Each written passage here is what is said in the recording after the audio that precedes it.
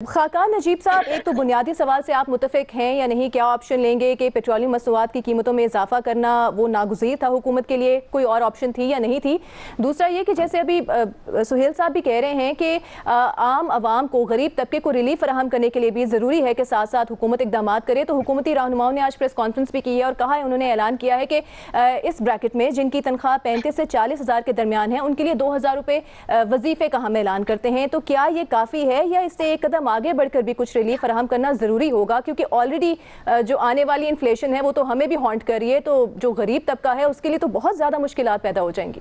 बिस्मिल्लाहिर्रहमानिर्रहीम, thank you for having me on the show. देखिए, सबसे पहले तो एक इकोनॉमिक्स का असूल समझें कि प्राइस डिस्टॉर्शंस करना हुकूमत का काम नहीं है, यानी कि कीमतों में इस तरह तवाज़ुन को ख़राब करना, और स्पेशली उस एरिया में जहाँ पे आप इम्पोर्ट पे डिपेंडेंट हो तो बिल्कुल नहीं करना चाहिए। नंबर 2, उस वक्त बिल्कुल नहीं करना चाहिए जब आपका फिजिकल खसारा जो है वो 8+ % पे जा रहा हो, सो दैट आपके पास स्पेस भी नहीं है वो करने की। नंबर 3, उस वक्त नहीं करना चाहिए जब आप IMF के प्रोग्राम में हो और जनरल सब्सिडीज एक मल्टीलैटरल्स जो हैं उसको अच्छा नहीं समझते।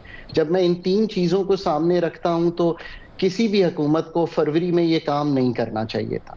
पर जब फरवरी में ये काम शुरू हुआ तो एक चीज़ बड़ी डिफरेंट थी कि ऑयल की कीमत को देखते हुए और डॉलर के रेट को देखते हुए ये जो सब्सिडी थी ये माहाना 30 अरब बन रही थी।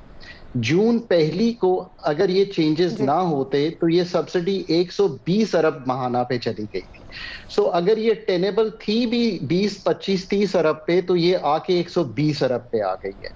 अब भी इसको समझें, मैंने अभी आपके प्रोग्राम पे आने से पहले कैलकुलेट किया है, आज की प्राइसेस पे माहाना की सब्सिडी सेटरस पैरेबस अगर सब कुछ एक जैसा रहता है तो 32 अरब रुपया है जनरल सब्सिडी और 28 अरब रुपया है टारगेटेड सब्सिडी।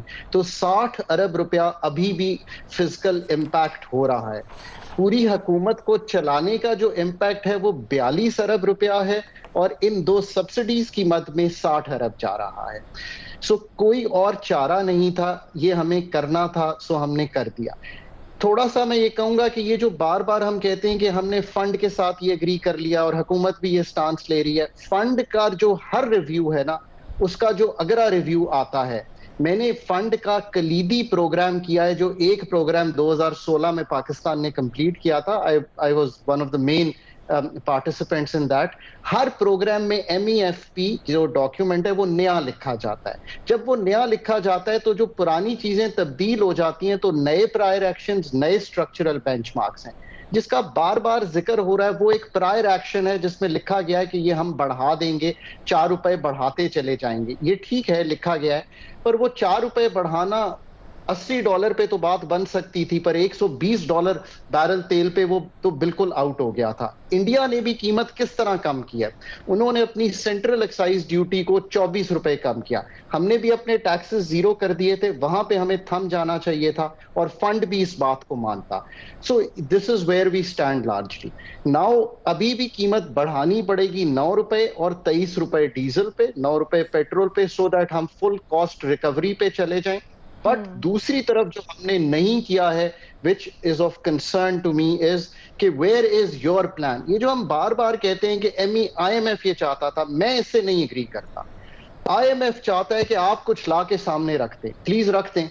आपका ये प्लान है, मैंने हमेशा कहा है कि आप मार्च में एक प्लान रख दें कि ये क्लियर प्लान है, this is how we are going to move on petroleum subsidies, this is how we are going to move on targeted subsidies, this is how we are going to move on income support, this is how we are going to move on electricity. Where is your plan? मुझे आज तक कोई दिखा दे कि चाहे previous हुकूमत हो या ये हुकूमत हो, उन्होंने एक इकोनॉमिक प्लान रखा हो। आप वो इकोनॉमिक प्लान ले जाएं। हम फंड के पास हमेशा एक रिटर्न MEFP लेके जाते थे, मैं ऑन रिकॉर्ड ये बात कहता हूं।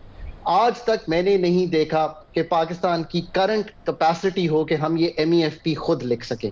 फिर आप निगोशिएट करें। You want to negotiate tough with the fund, give them a plan, give them कि आप टारगेटेड सब्सिडी पे कैसे मूव करेंगे। अब आपके पास इतना डेटा मौजूद है। इनकम सपोर्ट प्रोग्राम में 8 मिलियन लोगों तक हम जा रहे हैं, वो एक डेटा है। NSER national socio economic registry 33 million लोगों का हाउस होल्ड सर्वे किया, 7 अरब रुपया पाकिस्तान ने खर्च किया, एक डेटा है। एक्साइज एंड टैक्सेशन का एक डेटा है, इसमें देर किस बात की है? नादरा के कुछ प्लान में क्लैरिटी होना बहुत ज्यादा जरूरत है, उसकी बिल्कुल उसकी बहुत ज्यादा जरूरत है ताकि आपकी निगोशिएटिंग पोजीशन जो है वो थोड़ी बेहतर हो सके।